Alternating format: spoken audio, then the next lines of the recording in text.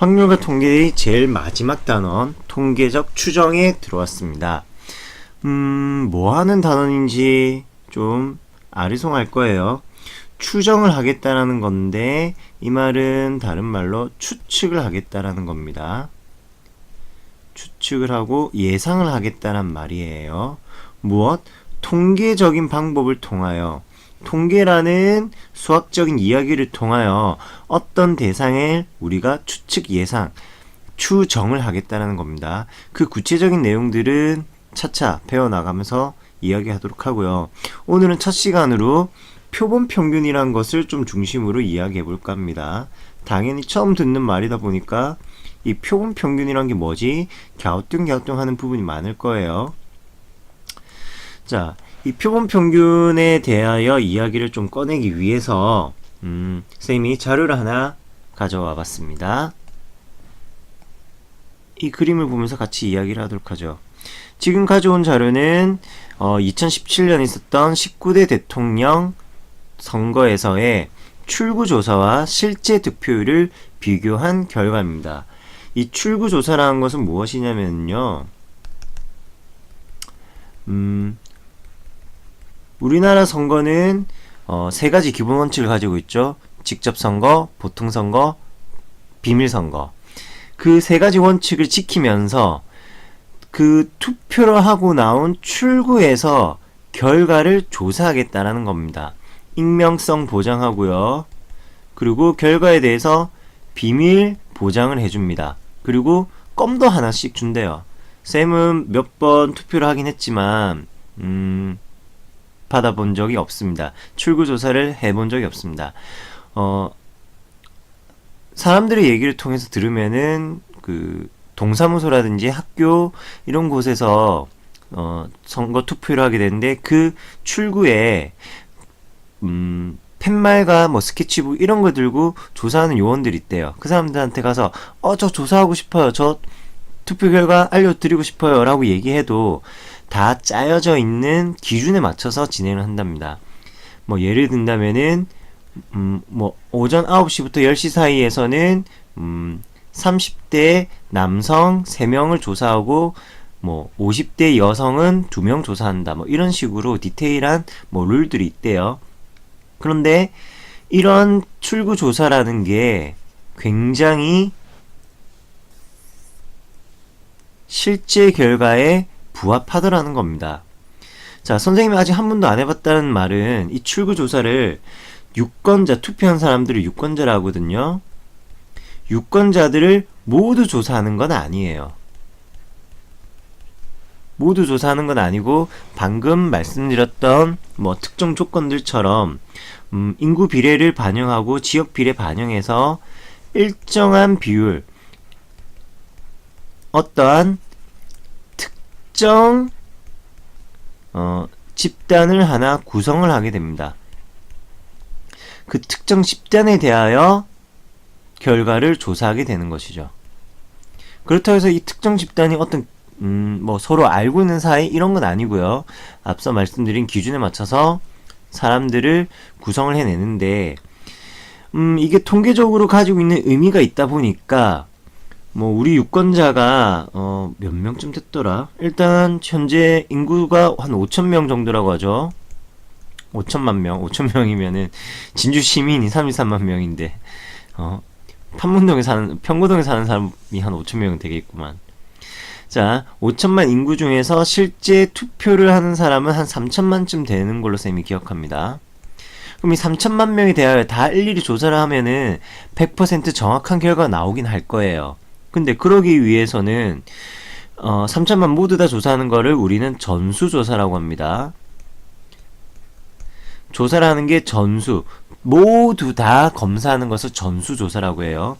근데 그렇게 전수조사를 하기 위해서는 당연히 비용적인 면, 시간적인 면, 그리고 뭐 여러가지 경제적, 공간적 제약들이 따르게 됩니다. 그래서 이 5천만 중에서의 투표자 3천만이 아니라 3천만 중에서 단 1% 정도만이라도 1%, 3천만의 1%만 해도 사실 3만 명 꽤나 많은 수긴 해요. 전국적으로 있는 이 3만 명의 대상으로 결과를 조사를 하는데 그것이 실제 득표율과 굉장히 비슷한 결과가 나오더라는 겁니다. 자, 이렇게 출구조사를 하기 위해서 출구조사를 할 수 있는 그 배경에 바로 통계적 추정이라는 그런 수학적 이론이, 수학적 아이디어가 배경으로 깔려 있는 겁니다. 출구조사에 대해서는 사실 선생님도 더 디테일하게는 몰라요. 들은 얘기들밖에 없어서. 그래서 이 정도로만 이야기를 하고요. 통계적으로 실제 결과값을 근사하게 이야기해 줄 수 있는 거. 물론 약간의 오차는 당연히 발생합니다.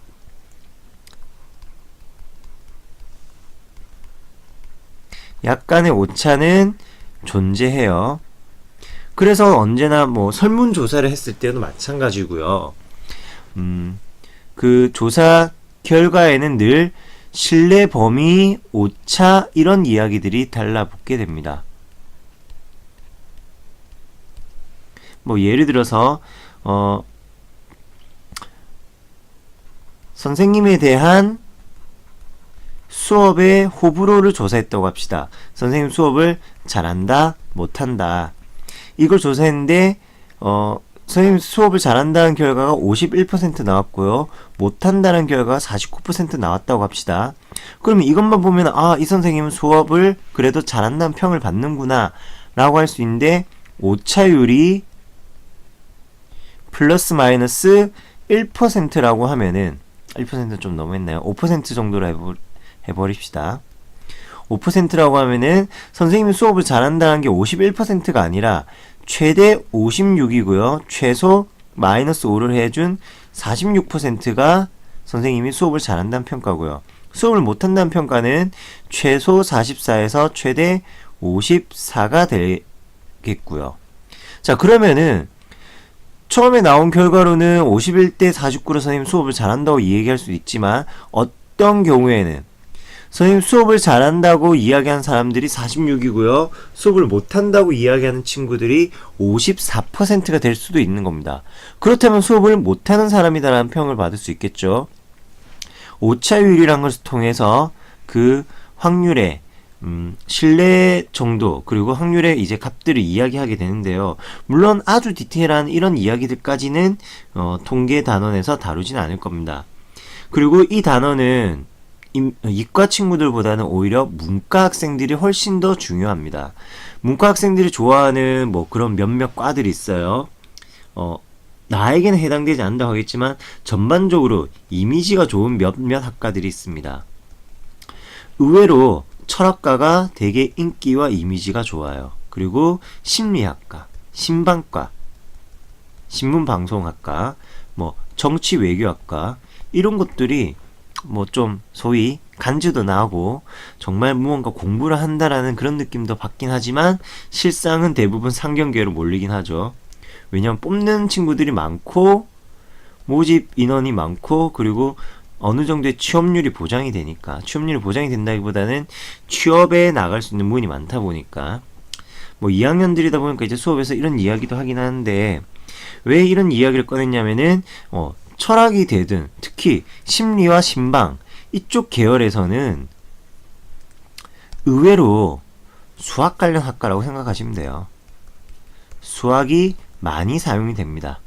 특히 심리학과, 특히 심리학과 다음을 선택하세요. A, B, C, D 골라가지고 당신은 어떤 타입입니다.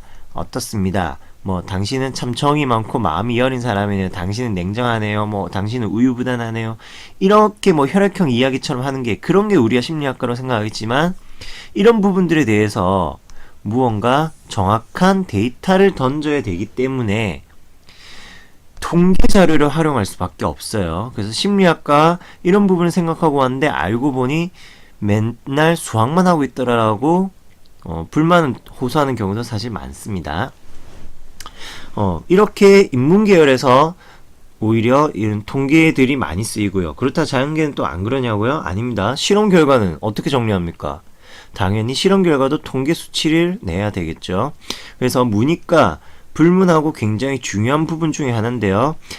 고등학교에서는 사실 일부분의 내용들만 학습을 하게 됩니다. 그리고 약간 수박 겉핥기식으로 깊이 있는 내용까지는 들어가진 않아요. 그거 오히려 좀 다행으로 생각하셔도 되고요. 또 반대로 보면은, 다른 관점으로 보면은, 이 통계라는 과목이 이렇게 어떤 확률과 통계라는 이름으로 뭐 한두 시간 정도의 수업으로 끝낼 수 있는 깊이 과목이 아니구나. 우리 실생활의 내용들을 또는 과학 결과의 수치 정리들을 이야기하기 위해서는 많은 시간과 깊이 있는 공부, 그리고 여러 다양한 예제들, 사례들에 대한 연습이 필요하겠구나 라는 식으로만 생각해 주시고요. 고등학교에서는 그런 부분들에 대한 맛보기를 보는 거라 생각해 주시면 됩니다. 자, 이제 교재와 관련된 본론으로 들어가 보도록 하겠습니다. 앞서 출구조사 이야기를 했던 것에서도 연결이 되는데요. 전수조사를 할 수 없는 여러 이유들이 있습니다. 시간, 비용, 다른 여러 가지 이유들에 의해 전수조사가 불가능한 경우들이 많아요. 그럴 때 효과적으로 대체하기 위해서 몇몇의 특정 집단을 구성한다고 했는데, 이것을 우리는 이제 표본이라고 부를 겁니다. 자, 기본 개념을 도식화하도록 하겠습니다.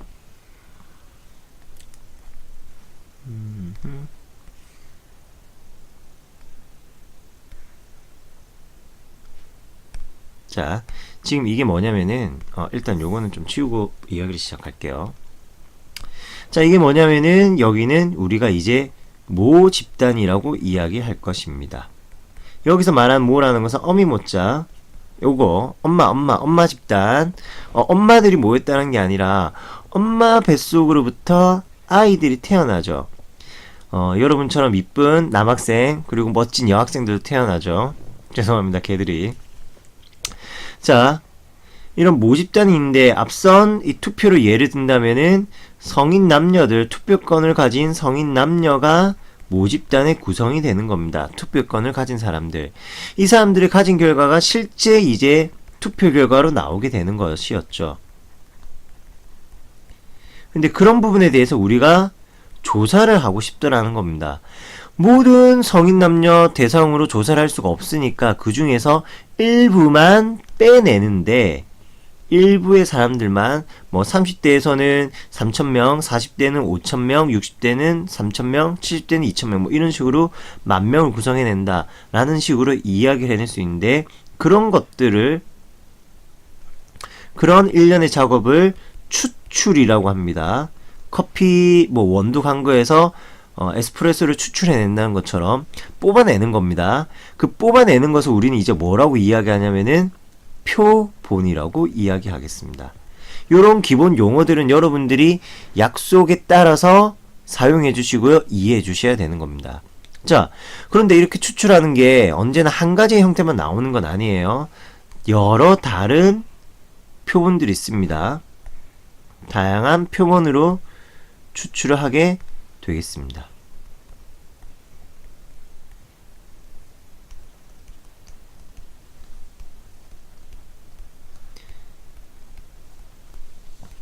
그 각각을 하나하나의 표본이라고 이야기하겠고요.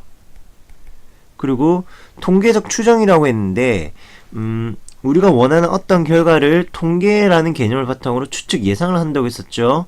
바로 이렇게 뽑아낸 표본들로부터 역으로 모집단이 어땠을지를 추측하는 겁니다. 이 내용까지 이어지는 겁니다. 이렇게 표본을 추출해낼 때 굉장히 중요한 두 가지 조건이 있습니다. 문제에서도 여러분들이 체크해 주셔야 되는 부분이고요. 표본 추출의 원칙, 조건. 자, 첫 번째는 랜덤, 임의 추출이고요.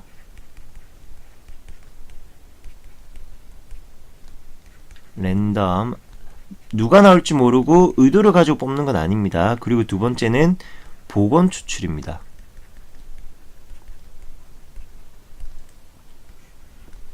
자, 임의 추출이란 말은 내가 어떤 의도를 가지고 일부러 어떻게 뽑진 않는다는 겁니다.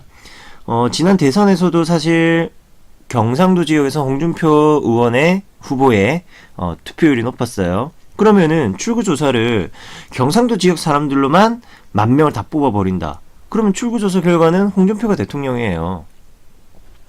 그런데 그렇게 하지 않고 전국 사람들에 대하여 임의로 추출을 하는 거고요.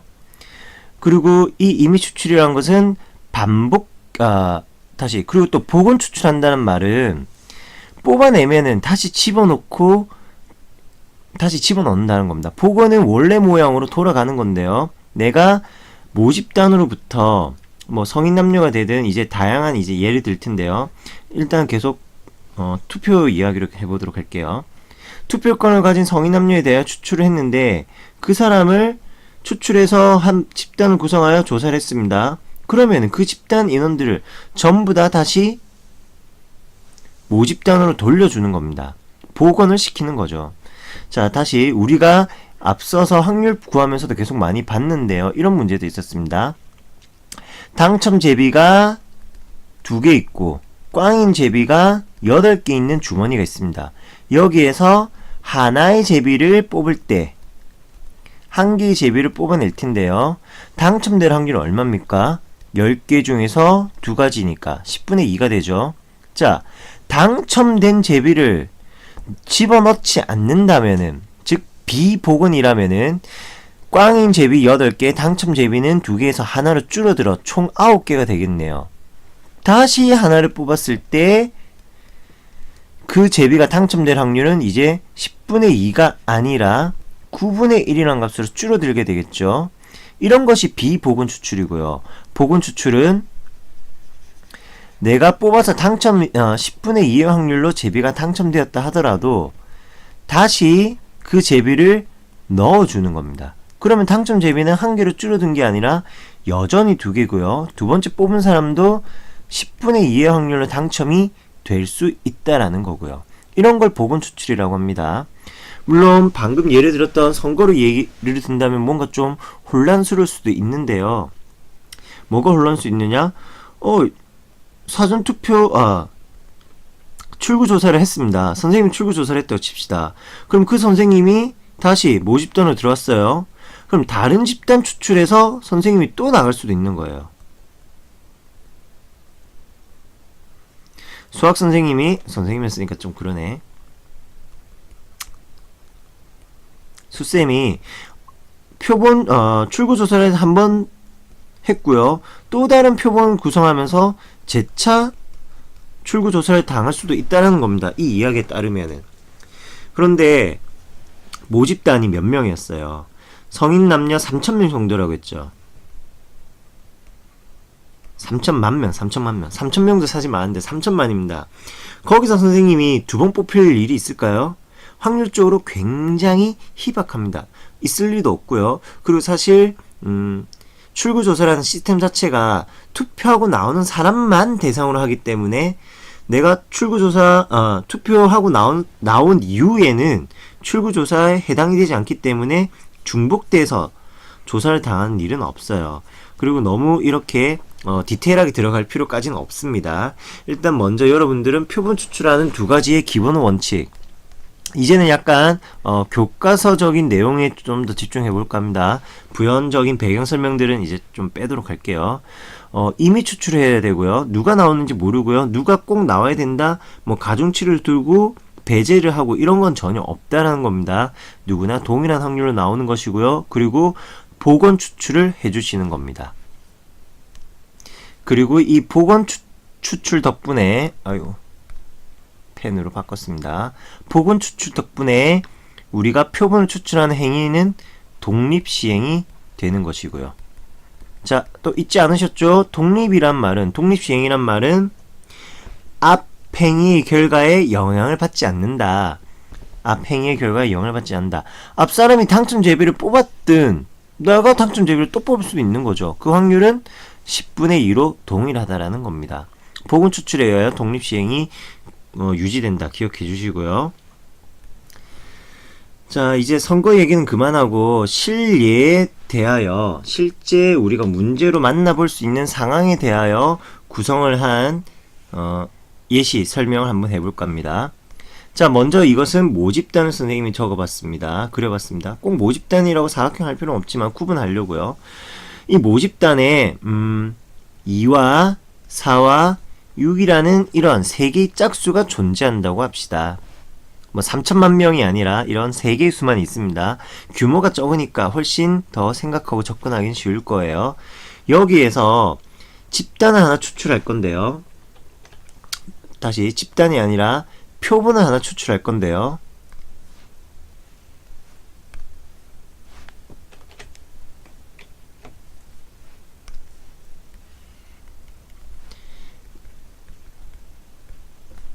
어떤 표본을 추출할 건데요. 거기에 대한 이제 규칙을 정해 보도록 합시다. 우리가 표본을 추출할 때는 표본의 크기라는 용어가 있습니다. 모집단의 전체 크기가 아니라 표본의 크기 n이라는 게 있습니다. 표본의 크기 n.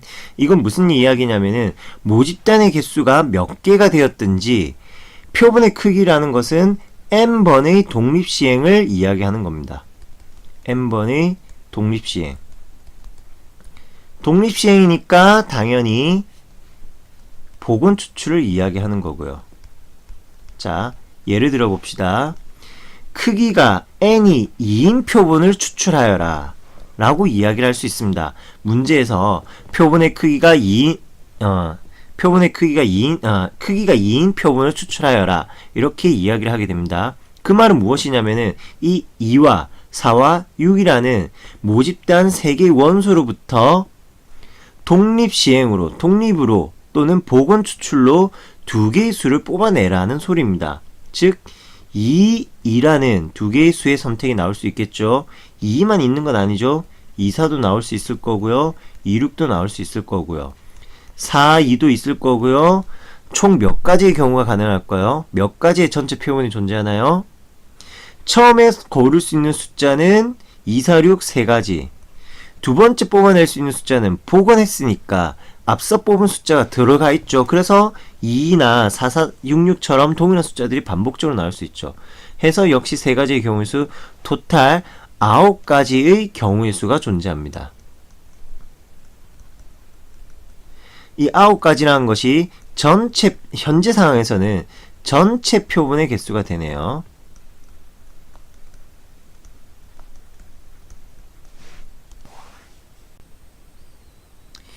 이때 표본으로부터 우리가 구해낼 새로운 값은 표본 평균이라는 이름으로 불리우는 녀석입니다. 표본 평균이란 게 무엇이냐? 우리가 찾아낸 이 표본의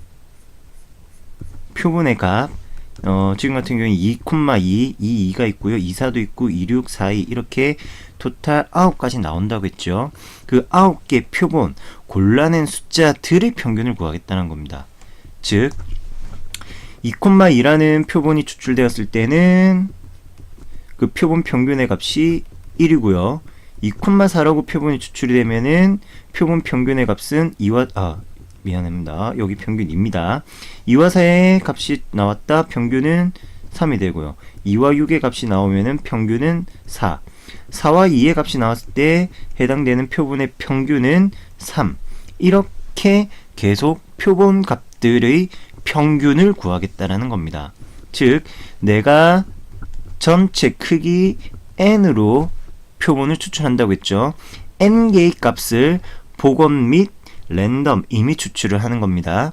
그럴 때 그 n개 값들을 모두 다 더해주고 표본의 크기 n으로 나눠준 것, 이것이 표본을 구성하고 있는 값들의 평균, 즉 표본 평균이라고 합니다. 자, 이 통계적 추정 단원에서는 이 표본 평균 x바에 대한 이야기를 위주로 진행이 된다라고 생각하셔야 됩니다. 표본 평균이라는 값이 새로운 확률 변수가 되는 겁니다. 여기서부터 이제 헷갈리는 얘기가 하나 나오는데요. x바가 하나의 확률 변수입니다. 확률 값을 대응시킬 수 있다고 했는데요. x바가 2일 때가 있고요. 3일 때도 있고, 여기서도 3이죠. 4일 때도 있습니다. 그렇다면은 2가 되는 확률, 3이 되는 확률, 4가 되는 확률, 이렇게 다양한 값들을 확인해 볼 수 있을 것이고요. 그것의 출발은 역시 모집단으로부터 이야기가 시작이 되겠습니다. 이렇게 경계를 좀 나누어서 한쪽을 표본, 한쪽을 모집단 이렇게 경계를 좀 확실하게 나눠 보도록 할게요. 자, 왼쪽 모집단입니다. 그 모집단에 2, 4, 6이라는 값들이 구분되고 뚝뚝 떨어져 있으니까 이산 확률 분포로 해석할 수 있겠죠. 그 확률의 값을 우리가 임의로 다음과 같이 약속합시다. 2가 나올 확률이 3분의 1, 4와 6도 마찬가지 3분의 1의 확률이다. 이렇게 한번 이야기를 해보도록 하죠. 자, 그렇다면은 이 모집단에서의 평균의 값은 기대값 EX는 시그마 XP에 의하여 시그마 XIPI죠. 시그마 XIPI에 의하여 3분의 2 더하기 3분의 4 더하기 3분의 6 4라는 값이 나옵니다. 3분의 2, 4, 6이니까 12 4라는 값이 나옵니다. 분산 VX도 제평평제 제곱의 평균 마이너스 평균 제곱 이렇게 2, 4, 6 도수의 값들이 적을 때는 제평평제로 계산해 주는 게 훨씬 더 쉬울 수도 있습니다.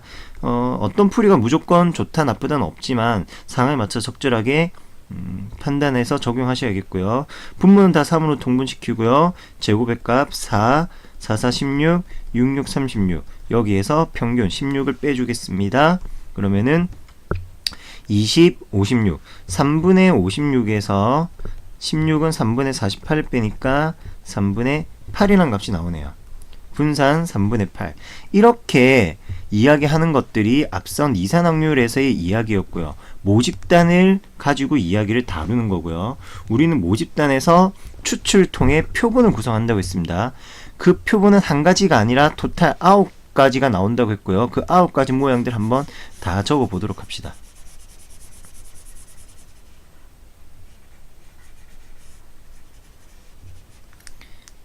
이 부분들은 조금 지워서 공간을 어느 정도 확보해 보도록 하죠.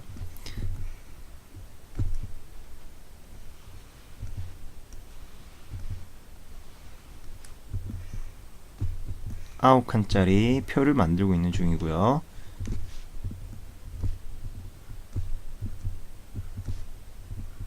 라인을 좀 이쁘게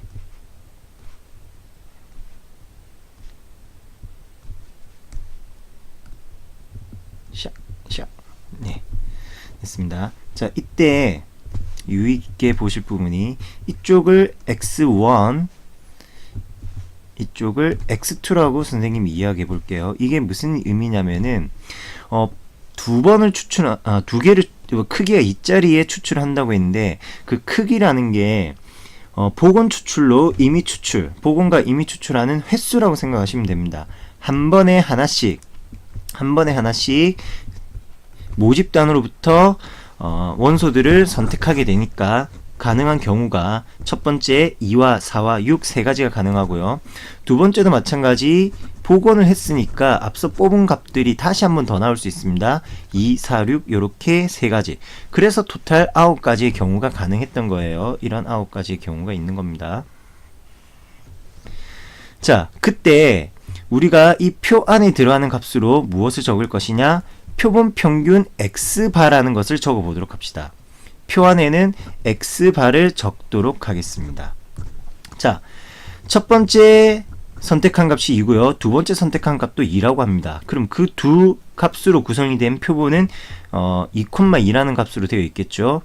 그럼 표본의 평균 2와 2가 두 개 있는 표본의 평균 어떻게 되냐면은 2라고 나오겠습니다.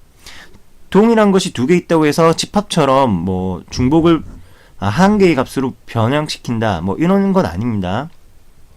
동일한 값이 두 개가 있든 10개가 있든 그 개수 그대로만 봐주시고요. 마찬가지 첫 번째 2가 뽑았을 때 뒤에 4가 나왔다. 두 번째는 4가 나왔으면은 그때의 평균의 값은 2와 4의 합의 절반 3, 2와 6의 합의 절반 6, 4와 2의 합의 절반 3, 4와 4의 합의 절반 4와 6의 합의 절반 4, 5, 6 이렇게 나오겠네요. 자, 이것을 가지고 이 안에 있는 이 빨간색 테두리들이 빨간색 틀 안에 있는 9개의 값들이 표본으로부터 구해낼 수 있는 표본 평균의 값들이죠. 서로 다른이 아니죠. 내가 구해낼 수 있는 총 9개의 표본 평균의 값입니다. 그 표본 평균의 값들을 확률 분포로 하는 확률 분포표를 작성해 보도록 하죠.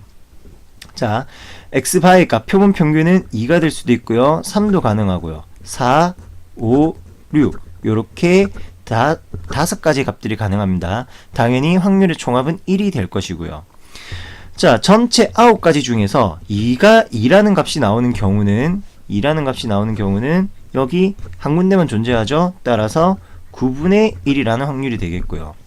마찬가지 6이라는 값이 나오는 것도 오직 한 가지밖에 없으니까 그 확률은 9분의 1이 되겠습니다. 두 번째 3이 나오는 경우는 9개 중에서 2개 9분의 2가 되겠고요. 9분의 4와 9분의 5도 마찬가지로 계산해 보도록 하죠. 5의 값이 되는 거 순서 좀 대중 없다고 생각될 수 있을 텐데 5의 값 요렇게 역시 두 군데서 나오네요. 9분의 2가 되겠고요. 마지막으로 어떤 색깔? 요런 색깔 4라는 값이 나오는 것은 총 3군데 9분의 3이다 라고 이야기할 수 있겠습니다. 마찬가지입니다. 이 x바라는 표본 평균에 대한 확률 분포표가 만들어졌으니까 평균의 값 시그마 xi pi에 의한 연산을 해보도록 하죠. 9분의 2 곱하기 1, 3 곱하기 2, 4 곱하기 3, 5 곱하기 2, 6 곱하기 1. 자, 해당되는 부분들을 연산으로 실제 바로 진행합시다. 2, 6, 12, 16이고요. 합해줍니다. 8이고요. 이렇게 더하니까 20이네요. 30이고요. 36이네요. 9분의 36이 되네요. 따라서 평균의 값은 4가 된다. x바 표본 평균의 평균입니다. 여기서부터 이제 헷갈리는데요. 이 x바라는 것은 어떻게 읽느냐? 다음과 같이 읽습니다. 이걸 이렇게 읽습니다. x바의 평균이죠. 근데 그 x바라는 것은 우리가 무엇으로 읽기로 약속했습니까? 표본 평균이라고 했습니다. 이거 선생님이 잘못 적은 거 아닙니다. 평균의 평균. 선생님 평균의 평균이 말이 너무 중복되는 거 아니에요? 평균의 평균은 그냥 평균 그 자체 아니에요 라고 할 수 있겠지만 여기에서 이 단원에서 제일 혼란스러운 첫 번째 과정이에요. 표본 평균이라는 것 자체가 보시다시피 2, 3, 4, 5, 6 여러가지 값들이 가능하지요. 즉 표본 평균이라는 이름이 확률 변수인 겁니다. 그런 확률 변수의 평균을 구했다라는 것이고요. 이어서 분산도 구해보도록 합시다. 분산 vx바는 마찬가지 재평평제도 되고요. 평균의 값이 4니까 편차 제곱의 평균을 구해보도록 할게요. 그게 연산이 조금 더 수월해질 것 같아요.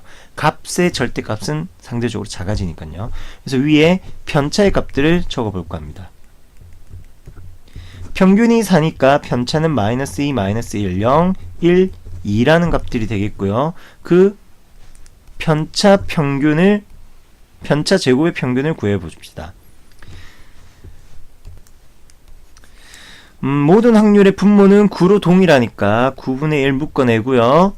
편차 제곱 4와 확률 9분의 1의 1, 편차 제곱 1과 확률 9분의 2에서 분자 2, 편차 제곱 0과 확률 분자 부분 3, 편차 제곱 1과 확률 분자 부분 2, 편차 제곱 4와 확률의 분자 부분 1 이렇게 연산해 주시면은 자 4고요, 2고요, 0이고요, 2네요, 4네요. 4, 2 합해서 6입니다. 여기도 6입니다. 9분의 6 3으로 9분의 12네요. 3으로 약분해 주니까 3분의 4라는 값이 분산이 됨을 확인할 수 있습니다. 이처럼 모집단으로부터 정해진 크기에 맞춰 뽑아낸 표본의 평균값을 통한 새로운 확률 분포를 설정하는 겁니다. 표본의 평균으로부터 새로운 확률 분포를 설정합니다. 이 개념이 정말 헷갈리기 쉬워요.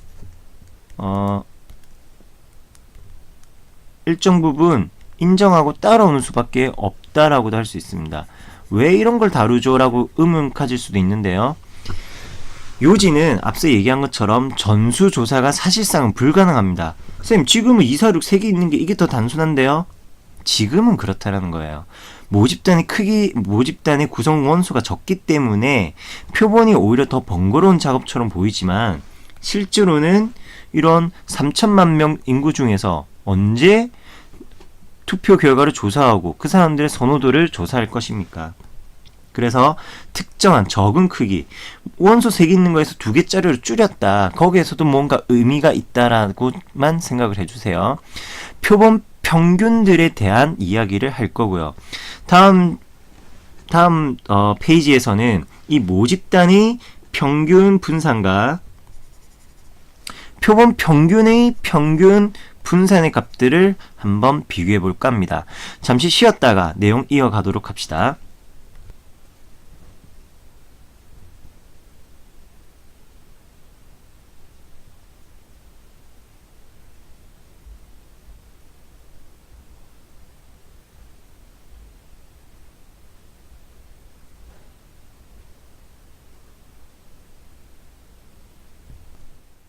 쉬는 시간을 마치고 돌아왔습니다.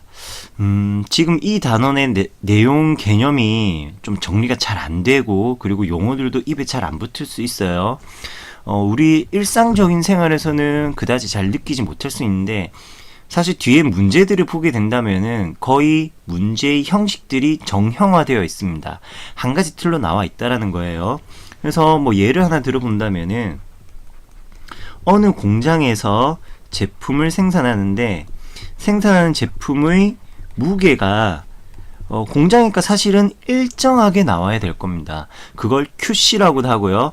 퀄리티를 계속 일정하게 유지를 해야 됩니다. 그렇지만 아무리 공장 기계에서 찍어내더라도 그 무게는 어떠한 값을 기준으로 편차가 생기기 마련이에요.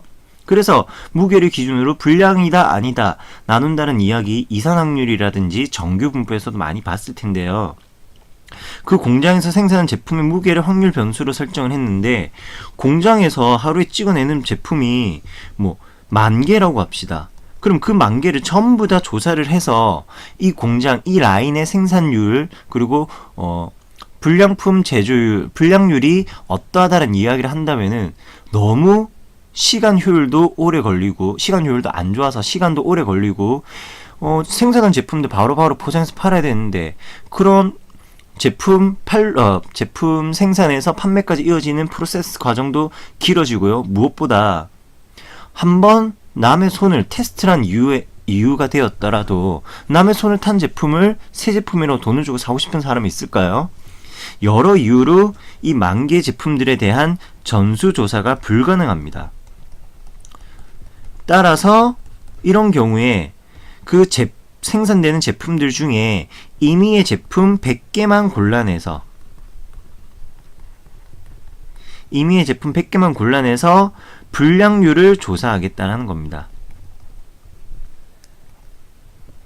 그 불량률을 바탕으로 이 라인은 제품들을 잘 생산해내고 있구나. 이 라인에서 불량률이 높으니까 제조를 멈추고 수정을 해야 되겠구나. 이런 판단들을 내리게 되는 배경이 되는 겁니다. 물론 그런 깊이 있는 생산 전략이라 해야 될까? 경영 부분까지는 우리가 고민할 건 아니지만 문제들에서 늘 이렇게 물어본다는 겁니다. 따라서 이런 개념들에 대해서 좀 이해해 주실 필요가 있고요. 말만 듣는다고 해서 사실 잘 와닿진 않습니다. 당연히 문제풀이들을 통해서 전반적인 개념을 잡아가는 과정도 필요하고요. 그래서 지금까지 했던 얘기들이 잘 정리 안 되더라도 참 선생님으로서 하긴 부끄러운 이야기들 중에 하나긴 하지만 공식에 대한 암기를 통해서라도 문제풀이에는 접근할 수 있다는 것입니다. 물론 정확한 개념이 설계되어 있던 정확한 개념을 이해한 상태는 아니라면은 깊이 있는 문제풀이에는 당연히 한계에 부딪히기 쉽겠지만 당장의 하나하나의 문제를 풀어나가는 데 있어서는 공식에 의존한 풀이도 가능하다는 겁니다. 자, 다시 한번 이야기를 해봅시다. 모집단의 확률 변수를 x라고 설정하고요. 크기 n인 즉 모집단에서 임의와 복원 추출에 의하여 크기 n개를 뽑아낸다는 겁니다. 한 번에 n개를 동시에 뽑아내는 게 아니에요. 한 개씩 총 n번을 뽑아내는 겁니다. 이것도 중요한 얘기입니다. 크기가 n이란 말은 한 개씩 n번 추출.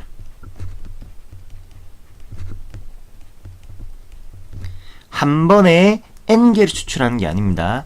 그렇게 선택된 것들을 표본이라 하고요. 그 표본에 대해서는 우리가 확률 변수 x바라고 하겠습니다. 다시 이 x바는 표본에서의 평균값으로 이야기하겠습니다. 그렇다면 모집단에서 ex라는 값들이 있겠죠. 모집단에서의 평균, 모평균이란 이름으로 이야기를 합니다. EX 모평균이 있고요. 따라서 모분산, 모집단의 분산 VX, 기존에 우리가 다 쓰던 이야기입니다. 모집단의 표준편차, 모표준편차 시그마 X가 있습니다. 이 모집단의 정보와 표본에서 표본 평균에 관련된 정보들이 있습니다. 표본 평균의 값을 구할 수 있고요. 표본 평균의 분산을 구할 거고요. 표본 평균의 표준 편차까지 구할 겁니다. 역시 또 오해할 수 있는 이야기 하나. 표본의 평균 구했으니까 표본의 분산 구하고 표본의 표준 편차 구하는 거 아닌가요?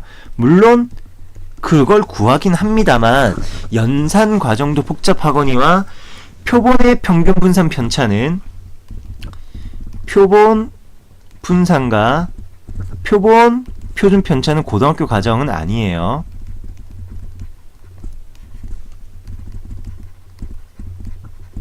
대학교에서 통계 관련된 부분에 학습을 할 때 표본 분산과 표본 표준 편차를 봐주시고요. 지금은 유심히 보셔야 됩니다. 표본 평균 x바에 대한 평균 분산 편차를 다루고 있는 중이라고 했습니다. 표본 평균에 대한 이야기입니다. 10번이고 100번이고 강조해도 부족함은 없습니다. 모집단은 모집단에 대한 평균 분산 편차고요. 표본에서는 표본의 평균 분산 편차가 아니라 표본 평균의 x바의 평균 분산 편차를 다루도록 합니다. 자, 그 값들의 이야기는 다음과 같이 이어지겠습니다. 앞서서 작성했던 모집단에 대한 이야기입니다. 네, 여기 앞서 작성했던 모집단에 대한 정보입니다. 자, 그리고 마찬가지 이 모집단에서 크기 2짜리로 추출했던 표본의 평균 이야기가 있었죠. x1과 x2 2, 4, 6 2, 4, 6 해서 총 9가지가 나왔었던 거 기억하십니까? 그때 얘네들을 앞서서는 표본 평균의 값으로 바로 적었는데요. 지금은 뭘 적느냐? 실제 표본에 있는 값들을 한번 적어보고 있는 중입니다. 표본에 있는 값들은 추출된 그 순서의 의미가 있습니다. 그래서 x12라는 값으로 구분이 되고 있었던 거고요. 여기서 하나 우리가 체크할 내용이 뭐냐면은 x바라는 확률 변수의 값은 x바 위주로 보니까 2, 4, 6이라는 값들이 가능하죠. x바라고 계속 얘기했네요. x1이 2가 되는 확률, x1이 4가 되는 확률, x1이 6이 되는 확률을 구해본다면은 x1이 2가 될 때는 바로 이런 세 가지 경우인 거죠. x1의 값이 2인 경우, x2의 값이 얼마인지는 신경 쓰지 않습니다. 그러면 앞서 설정했던 모집단에서의 확률 분포가 있기 때문에 p x1의 값이 2인 확률을 구해본다면은 첫 번째 2와 2가 나오는 거니까 2가 나올 확률 3분의 1, 2가 나올 확률 3분의 1. 그래서 2,2의 확률 3분의 1 곱하기 3분의 1이고요. 2,4의 확률 2의 확률과 4의 확률, 2,6 2의 확률과 3의 확률, 더하기가 아니라 곱하기죠. 그러면은 9분의 1이 3개 나오니까 x1이 2가 될 확률이 3분의 1입니다. 마찬가지 과정으로 4가 될 확률과 6이 될 확률을 구해보아도 3분의 1로 나옵니다. 자, 이 값이 어떤 의미를 가지는 거냐면은 이 확률 분포의 이야기가 x1이라는 확률 분포가 모집단의 확률 분포를 따르는 변수 x의 분포와 100% 동일하게 나온다는 겁니다. 이건 x1만 그런 게 아니라 x2 역시 x1과 동일한 분포, 다시 모집단과 동일한 분포가 된다라고 이야기를 할 수 있습니다.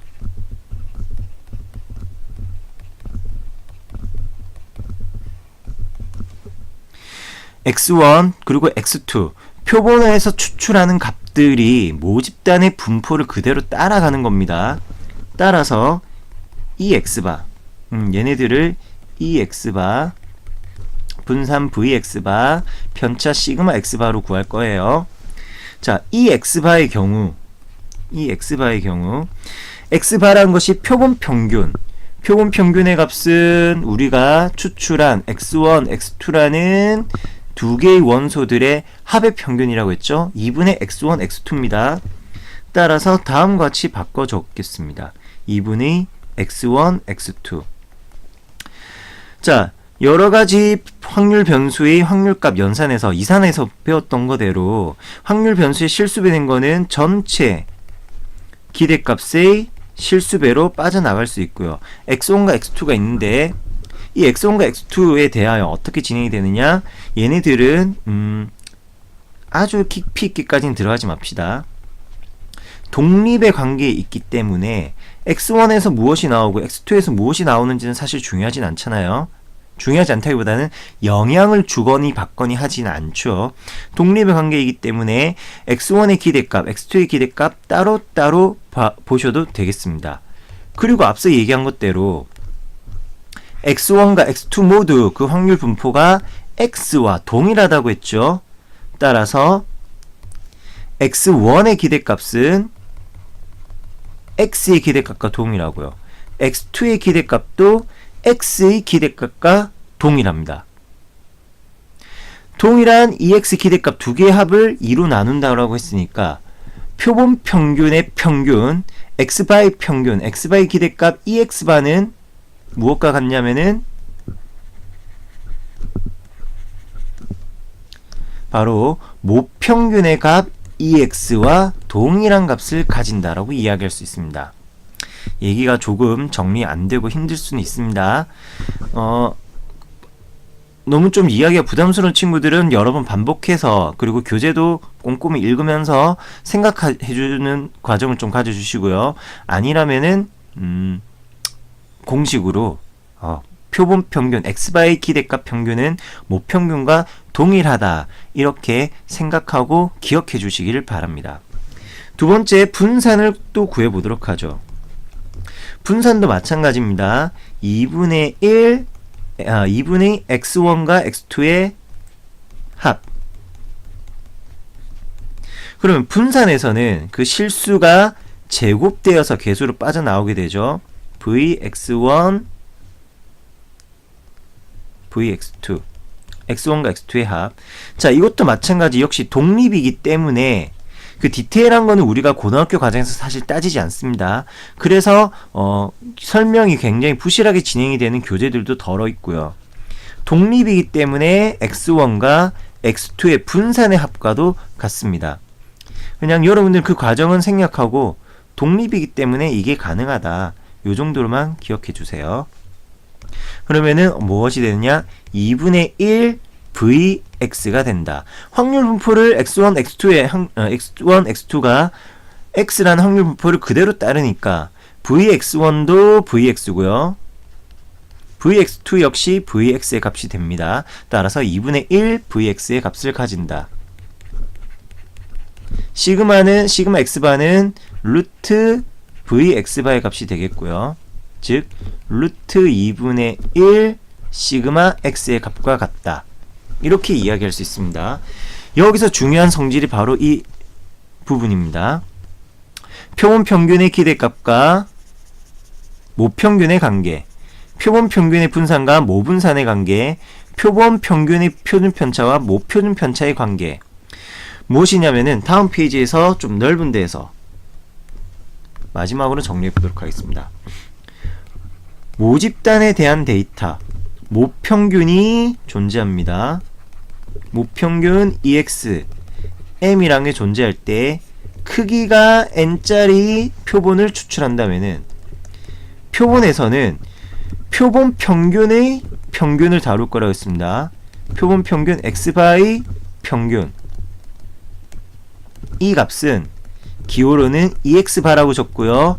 무엇과 같느냐? M, 표본 평균의 값과 동일한 것으로 나오게 됩니다. 말을 잘못했네요. 모평균과 동일한 값으로 나오게 됩니다. 또 모분산의 값이 존재합니다. Vx의 값이 있고요. 재평평제로 구해내시는 겁니다. 이 모분산도 표본 평균의 분산을 관찰할 때는 표본 분산 바로 들어가는 거 아닙니다. 표본 평균 x 바이 분산을 이야기할 때는 Vx바 어떻게 되느냐? 앞서서 예를 들었을 때 2분의 1 Vx 이렇게 나왔었죠. 이 2분의 1이라는 것은 그 크기의 값과 동일한 것입니다. 따라서 n분의 1 Vx 모분산을 추출한 표본의 크기로 나누어 주는 겁니다. 모분산을 추출한 표본의 크기로 나눕니다. 마지막 모표준 편차는 시그마 x는 표본 평균 x 바이 표준 편차 값을 구하게 될 때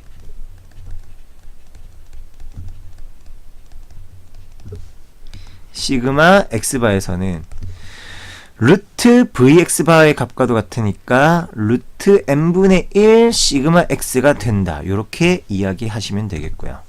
자, 다시 비교합시다.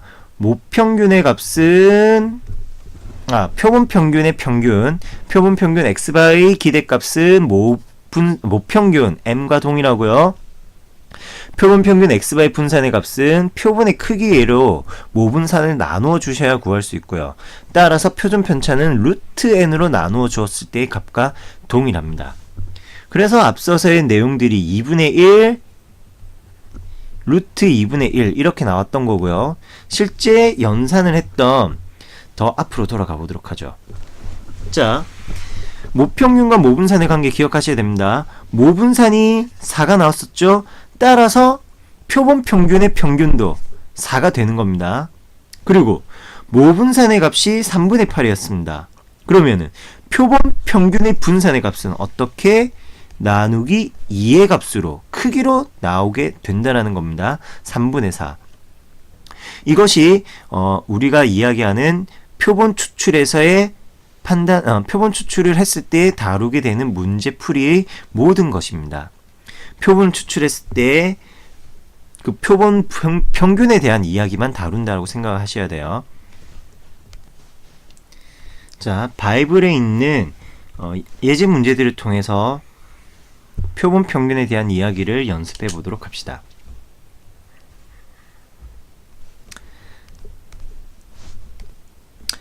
문제에서 요구하는 사항은 크기가 2짜리인 표본을 복원 추출하라고 했습니다. 즉 1을 한번 선택했으면 그 1을 다시 집어넣는 행위, 이걸 복원 추출이라고 이야기한다 했죠.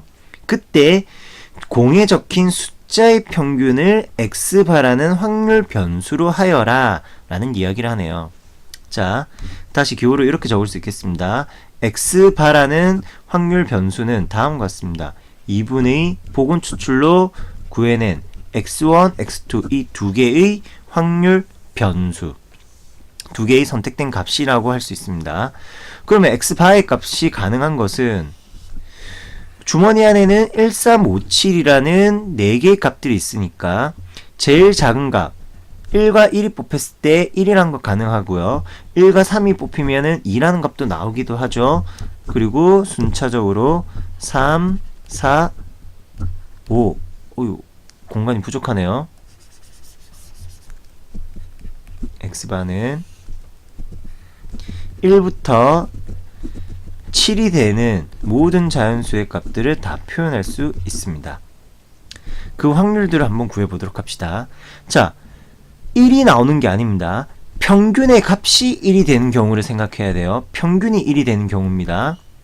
그러면은 평균이 1이 되려면은 오직 1,1이라는 한 쌍의 경우 말고는 없겠죠. 두 개짜리 표본을 추출했으니까 처음에도 1, 두 번째도 1. 그러면은 전체 4개에서 2번을 뽑아내는 거니까 가능한 모든 경우의 수는 16가지고요. 그 중에서 한 가지 1,1이라는 경우 쌍에서 표본 평균의 값이 1입니다. 두 번째, 표본 평균이 2가 되려면은 선택된 두 값의 합이 4가 되는 1과 3, 3과 1 두 쌍이 존재하네요. 그래서 16분의 2가 되고요. 합이 3이 되는 경우는 1과 5, 5와 1 그리고 3과 3의 합 3쌍. 합이 4가 되는 거는 자연수의 분할과도 같습니다. 1, 3 순서 바꾼 3, 1 그리고 합이 4가 아니죠. 네. 우린 지금 합이 4가 되는 거 보려고 하는 거 아닌데 표본 평균이 4니까 표본 평균의 값이 4니까 합의 값이 8이 되는 경우를 봅시다. 1과 7 순서 바꿔서 7과 1 있고요. 3과 5 순서 바꾼 5와 3 요런 토탈 4가지 경우가 있겠네요. 그래서 그 확률은 16분의 4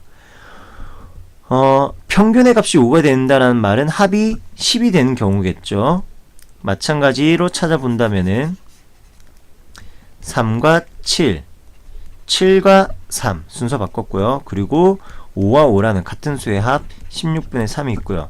눈치 빠른 친구들은 미리 파악했겠지만 좌우 대칭 형태, 가운데 있는 4를 기준으로 대칭의 형태를 띠게 됩니다. 이것이 표본 평균 x바의 확률 분포표를 표로 나타내 본 것이고요. 이런 x바의 평균과 분산을 구해 볼까 합니다. 자, x바의 평균은 이 x바에 대한 이야기가 나와 있으니까